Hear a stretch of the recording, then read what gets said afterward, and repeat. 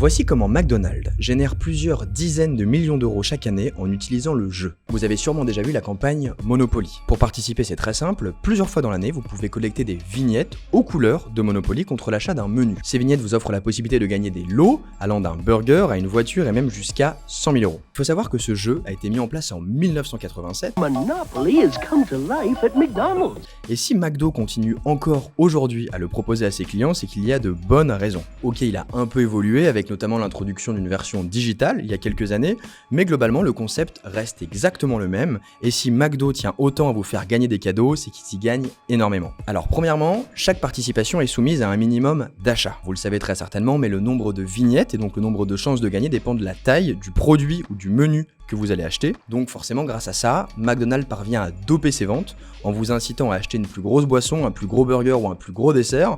Et parfois, ça conduit même à des résultats un peu déraisonnés. Aujourd'hui, je vais acheter 2000 euros de McDo pour voir si je gagne enfin au Monopoly. Alors ensuite, vous êtes encouragé à revenir. McDonald's aurait pu choisir de proposer des vignettes gagnantes ou perdantes disposées aléatoirement sur ses produits, mais là où ils ont été très bons, c'est avec leurs vignettes collection. Donc vous savez, c'est les vignettes qui proposent de cumuler les noms de rues ou les gares, exactement comme dans le jeu Monopoly.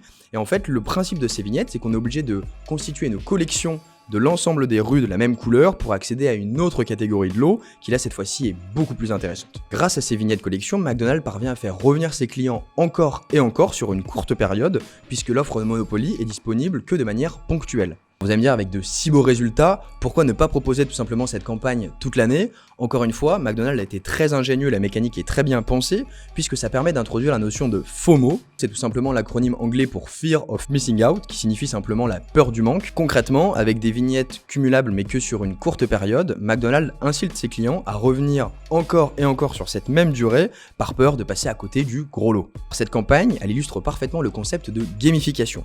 Concrètement, l'idée, c'est d'appliquer les codes du jeu là où ils sont de base pas censés se trouver, comme par exemple dans un restaurant, et ça vous permet surtout d'en tirer de gros avantages. Alors à l'origine, McDonald's s'en servait pour booster leur chiffre d'affaires, mais depuis peu, et avec notamment l'intégration de la version digitale, ils s'en servent aussi pour inciter leurs clients à télécharger leur propre application, et donc à les fidéliser sur le long terme.